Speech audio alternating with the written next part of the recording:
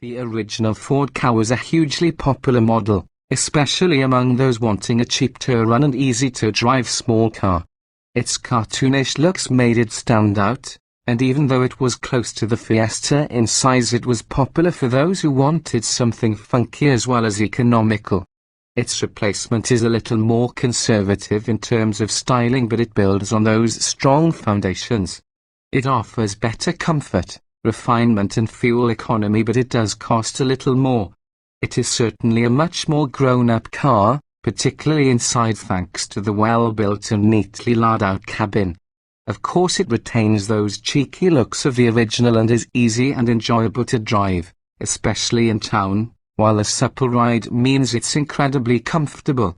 The Ka was actually developed alongside the Fiat 500 and uses the same petrol and diesel engines as the Italian hatch.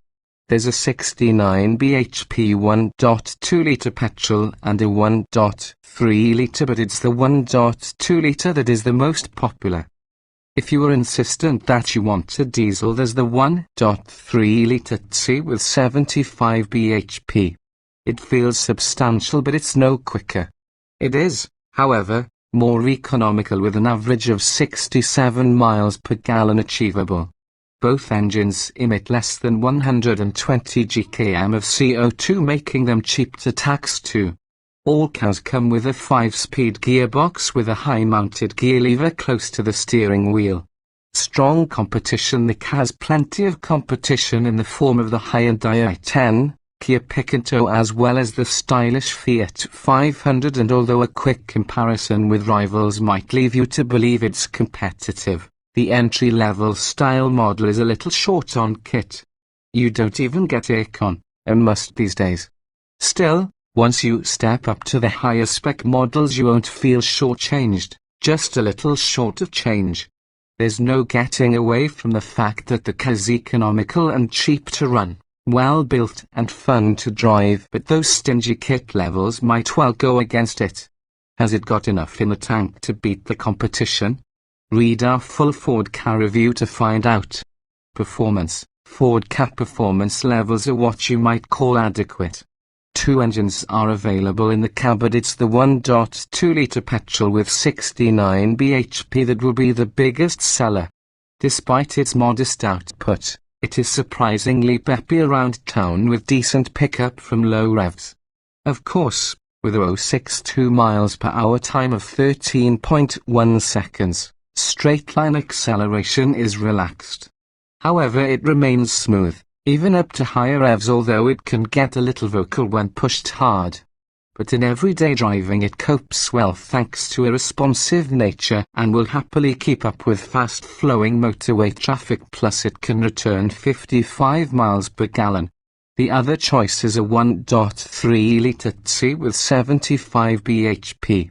The extra power from the common rail diesel delivers punchier and gear acceleration than the petrol model, although it's no quicker from 0.62 miles per hour on paper. It is however more economical with an average of 67 miles per gallon achievable. Both engines emit less than 120 gkm of CO2, making them cheap to tax too. A slick 5-speed gearbox is the only transmission choice, with a high-mounted gear lever close to the steering wheel. Handling. As the Ford Ka was developed alongside the Fiat 500 and uses the same platform as its base, it is little surprise that the two are quite similar to drive. However, Ford has changed the suspension of the Ka and consequently there's less body roll in bends and a smoother ride too. The steering has also been revised and is more responsive and better weighted than in the Fiat, making the little Ford surprisingly enjoyable on a twisting road and great fun when nipping in and out of traffic. The steering is still light enough to make town driving easy, helped further by good all-round visibility. Despite its small size and weight, the Ka is also very stable on the motorway, even in windy conditions. Equipment. Ford Ka equipment lists can leave you perplexed. Most irritating is the entry-level studio model that comes with the bare minimum, and that's not even enough. The norm dictates that modern cars, whatever their size, should have aircon, and this is the glaring omission on the studio model's equipment list. This then, is a model that you can disregard as a low-price headline grabber and nothing more. The SportKA range. There are 4 trim levels in the SportKA range: the Studio, Edge, Zetec and Titanium. Studio comes with electric power steering, driver and front passenger airbags, body-colored bumpers, a CD stereo and an auxiliary input for iPods or MP3 players.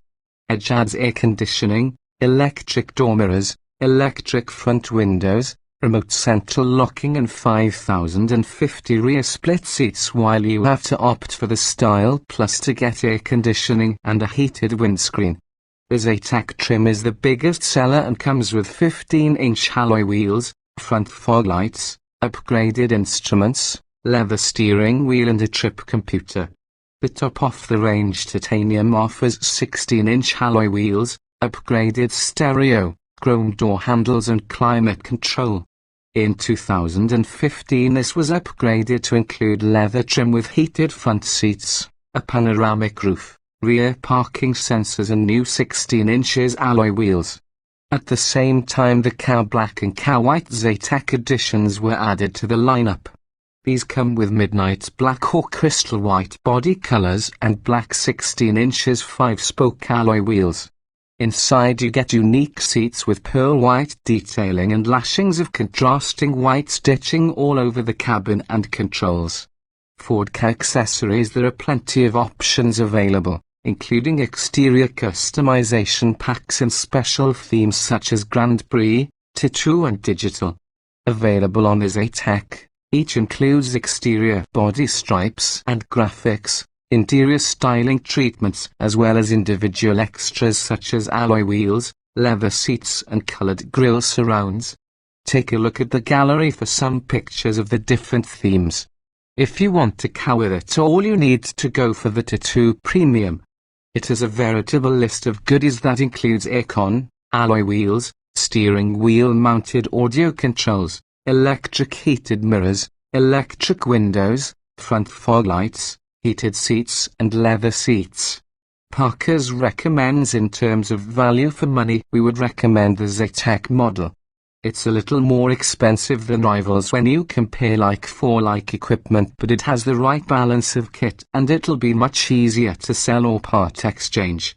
If you opt for the Studio model or even the Edge, you shouldn't expect to get much on trade-in. Comfort. SportKA comfort levels are excellent. Its main strength is its superbly supple ride, which does an excellent job of dealing with uneven or rough roads surfaces and makes for a very refined ride, especially on the motorway. Engine and road noise aren't too intrusive and the KA feels more suited to long-distance cruising than the original car. That said, the seats lack support, although they are comfortable nonetheless. The steering wheel doesn't adjust for reach and the seat could do with being placed slightly lower, but the driving position is still good and this doesn't detract from comfort levels. Practicality. It may look larger, but the KA is actually the same length as the original model and at around 3.5 meters it's very easy to slot into tight parallel parking spaces. The reason it appears bigger is a higher roofline, which helps improve rear passenger space. Like the previous car, legroom is still tight, but headspace is far better and it feels less claustrophobic than many small 3-door cars. The boot is 20% larger than before and with 224 liters of luggage capacity, with the rear seats in place. It's similar in size to the Vauxhall Agila. In the front there's decent storage with a shallow cup holder in front of the handbrake, a useful slot for AirPods or mobile phones, an impressively large glove box plus door pockets which are the ideal shape and size for CD wallets. Safety. The Fiat 500 scored a maximum 5-star rating for adult occupant protection in official European crash tests, however the KA was only awarded 4 stars. Unlike the Fiat, which comes with 7 airbags as standard, the Ford only has driver and passenger front airbags as standard fit. Pelvis and thorax side airbags, along with curtain airbags, are optional. So SportKA safety levels aren't as good as rivals. ESP stability control is also an option on all models, but all cars except Studio get ISOFIX mounting points. Reliability. SportKA reliability shouldn't be too much of a concern. It's based on Fiat components, and the Italian hatch has proved reliable so far while both engines have been well proven.